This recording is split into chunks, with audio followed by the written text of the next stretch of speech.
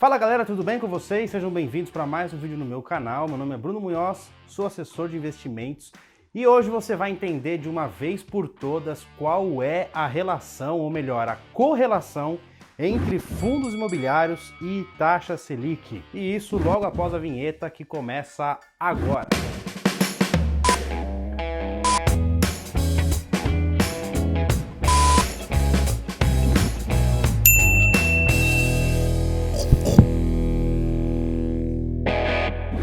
Bom, galera, antes de mais nada, se é a sua primeira vez aqui, seja muito bem-vindo. Batemos 1000 inscritos, estamos rumo a 2000 inscritos. E eu só dependo de você que está vendo esse vídeo e não é inscrito para se inscrever, ativar as notificações. Por quê?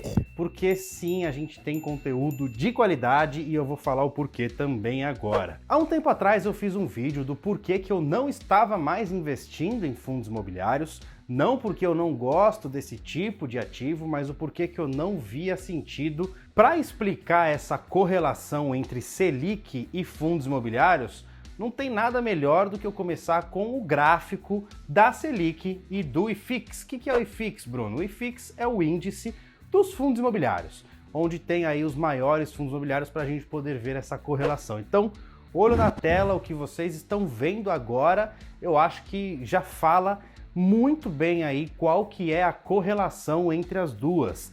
Basicamente o que a gente consegue ver nessa imagem juntos é que quando um sobe, o outro cai, e quando um cai, obviamente o outro sobe. Então eles têm sim uma correlação, digamos que inversamente proporcional. Sem termos técnicos, eu acho que o mais simples para a gente entender é taxa de juros, basicamente, é o que manda na renda fixa. Então, quanto maior for a taxa de juros, melhores são os investimentos de renda fixa, aqueles investimentos sem risco nenhum, que é o Tesouro, ou o CDB, que é você emprestar para um banco, ou até mesmo um crédito privado, que é você emprestar para alguma empresa. Então, esses investimentos considerados mais seguros, considerados renda fixa, eles estão totalmente interligados aí e com uma relação muito próxima com a Selic. Se a Selic for muito alta, muito provavelmente a gente vai ver taxas mais altas nos CDBs, nos tesouros e também nos créditos privados. Se a Selic cair, a gente vai ver taxas menores também na renda fixa. Tá, Bruno, isso daí eu sei, renda fixa, mas o que isso tem a ver com os fundos imobiliários? Falando num modo leigo agora, sem pegar de fato a parte técnica. Pensa só comigo, você hoje está num fundo imobiliário que a cota você pagou R$100 e você recebe 60 centavos de dividendo mensal. Quais são os riscos que tem por trás disso? A cota que você pagou 100, ela oscila, pode estar valendo 102, mas pode estar valendo 98. E o dividendo que você hoje recebe 60 centavos também oscila numa velocidade menor, mas pode oscilar. A gente viu isso agora em 2020 com a pandemia. Muitos fundos imobiliários estavam pagando menos dividendos por causa da pandemia, muitas vezes por causa de vacância ou por algum contrato que fez com o inquilino para ele não sair, mas deu alguns meses aí que ele não precisava pagar. A gente não viu correções pelo IGPM, óbvio, porque senão ia falir metade do Brasil com esse IGPM alto que a gente teve e está tendo. Então tudo isso tem sim seus riscos, da mesma maneira que teria se você tivesse um imóvel físico. Então, dito isso, imagina que hoje você está nesse fundo imobiliário que está pagando 60 centavos por cota, que você pagou R$100 na cota, que equivale a 0,6% ao mês, certo? Até aí beleza. E aí a taxa de juros subiu para 10% ao ano. E aí você começa a encontrar títulos, por exemplo, isentos de imposto de renda, como LCI. O LCI nada mais é do que você emprestar dinheiro para um banco e esse banco emprestar para outras pessoas. Só que uma das vantagens do LCI é que ele é isento de imposto de renda para a pessoa física. Então, se a gente pega, por exemplo, uma Selic a 10%, pode ser que você encontre um LCI pagando também 11% ou 12% ao ano, isso totalmente isento de imposto de renda. Então você hoje tem um fundo imobiliário que te dá 0,6% ao mês e existe um LCI que vai te dar 1% ao mês praticamente sem risco nenhum, porque tem a proteção do FGC e várias outras coisas. Dito isso, a gente vê uma natural debandada dos fundos imobiliários para a renda fixa. E isso acontece também inversamente quando a gente tem uma taxa de juros caindo ou lá na mínima, as pessoas vão migrar para um pouquinho mais de risco. E qual que é o primeiro passo para o risco? São os fundos imobiliários. As pessoas preferem isso porque sabem que tem um imóvel por trás, tem um aluguel mensal, o brasileiro gosta, está mais acostumado quando a gente fala sobre imóveis.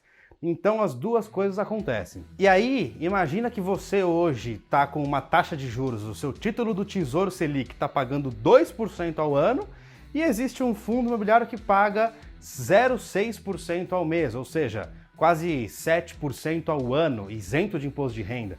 Poxa, você vai tomar um pouco mais de risco migrando para fundo imobiliário porque faz sentido. E como explicar isso tecnicamente falando? Tá, como que eu consigo ver isso daí? Basicamente a gente consegue através das NTNBs. Bruno, o que é NTNB?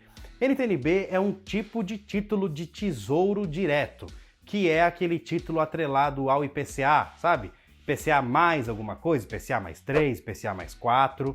O que acontece? Normalmente, fundos imobiliários eles seguem uma linha onde eles vão render sempre 2 a 4% a mais do juro real das NTNBs. Vou explicar. Dá uma olhadinha nessa imagem e vamos pensar juntos aqui. Essa imagem que vocês estão vendo eu peguei no site do Tesouro no dia 27 de julho. Esse site você pode acessar tesourodireto.com.br e oscila todos os dias. Essas taxas mudam diariamente mediante ao DI futuro. Vocês podem ver aí que o Tesouro IPCA, tanto 2035 quanto 2045, eles estão com uma taxa de IPCA mais 4,2. O que isso quer dizer, Bruno? Isso quer dizer que os fundos imobiliários necessariamente eles vão render 4,2 mais entre 3% e 4%, 2,5% e 4%. Então é por isso que a gente encontra fundos imobiliários rendendo 6,2%, 6,5%, 6%, às vezes 7%, que é mais ou menos o spread que existe hoje. Isso pode mudar amanhã, e com certeza vai mudar amanhã, mas no médio prazo vai mudando cada vez mais. O que você precisa entender? Você precisa ficar olhando o site do Tesouro todo dia para saber se você compra fundo imobiliário ou não? Pelo amor de Deus, não precisa. O que você precisa saber é um pouco do cenário macroeconômico, ou você precisa se inscrever no meu canal e ativar o sininho, que eu acho que é mais fácil também. Você vai saber das duas coisas ao mesmo tempo. Por quê? Quando a taxa de juros, a gente entra num ciclo de alta da taxa de juros, isso não acontece de uma reunião do Copom para outra e depois acabou. Isso normalmente perdura por um tempo. Tanto é que toda a reunião do Copom desse ano, eles estão subindo a taxa de juros. E tem uma reunião agora dia 4 de agosto que muito provavelmente vai subir ou 0,75% ou 1% da taxa de juros, que são 100 pontos ou 75 pontos. Então vai subir ainda mais a taxa de juros. E subindo a taxa de juros, muito provavelmente a gente vai ter NTNB pagando um pouco mais. Então IPCA mais 5, aí naturalmente a gente vai ver os fundos imobiliários rendendo um pouco mais. Acho que deu para entender, né? Então vamos supor que a taxa de juros subiu e aí você acessou o site do Tesouro e agora a gente tem uma NTNB pagando IPCA mais 6. Logo, os fundos imobiliários vão render mais ou menos 7,5%, 8%, 9%, alguns podem render até 10%. Mas como que um fundo imobiliário aumenta seu dividend yield da noite para o dia? Se a cota valer menos. Se aquela cota que hoje você comprou por R$100 começar a valer R$90 e ele continua distribuindo 60 centavos, o dividend yield automaticamente aumentou. Então é por isso que os fundos tendem a cair quando a Selic sobe. Mas espera, ainda não é o final do vídeo. Aqui a gente está falando de um tipo de fundo imobiliário que são os fundos de tijolo. Aqueles fundos que têm um imóvel por trás. Então, fundos de shopping, fundos de logística, alguns fundos híbridos, dependendo de quais forem, e principalmente aí fundos de tijolo em geral, todos esses. Quais são os fundos imobiliários que se beneficiam da alta da taxa de juros? São os fundos de papéis. E aqui eu não vou entrar no mérito o que é um fundo de papel, deixa aqui nos comentários se vocês quiserem saber, mas necessariamente o que vocês precisam entender é que fundos de papéis, normalmente eles também têm ativos ali dentro atrelados ao CDI. Então, consequentemente, quando o CDI sobe, a gente pode ver esses fundos performando melhor. Por isso que talvez você vai abrir o site da corretora e você vai ver e falar, nossa, eu tenho 4 fundos que estão caindo, mas tem um que está subindo, com a Selic subindo. Por quê? Quando você for ver, é porque é um fundo de papel. Ah, então, Bruno, é fácil. Então, quando a gente vê que está num ciclo de alta da taxa de juros, vende tudo que a gente tem de tijolo e só compra fundo de papel? Negativo, gente, calma. Fica sempre um pouquinho em cada, não tem por que você sair desesperado, trocando, tradando, porque a gente nunca sabe o que realmente vai acontecer.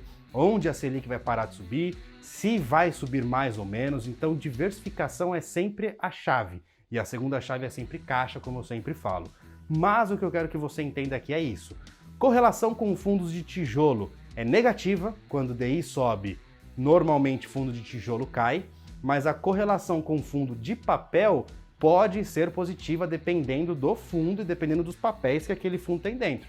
Porque se forem papéis atrelados ao CDI, ele pode ter uma correlação positiva. O CDI sobe, né, a Selic sobe e automaticamente o fundo também sobe. Beleza, pessoal? Eu acho que eu consegui tirar a sua dúvida, tanto para você que não sabia nada, quanto para você que não sabia a parte técnica, quanto para você que sabia tudo, mas gostou do vídeo de qualquer maneira e ficou até agora. E se você ficou, deixa o like, porque isso é extremamente importante. Sem o seu like, o YouTube não vai recomendar esse vídeo para outras pessoas. E se não recomendar para outras pessoas, essas pessoas vão vender os fundos imobiliários morrendo de medo, os fundos imobiliários vão cair e você vai perder dinheiro e eu também. Então, tudo depende do seu like para ninguém perder dinheiro. Tô contando com você. E se você não é inscrito, se inscreve no canal.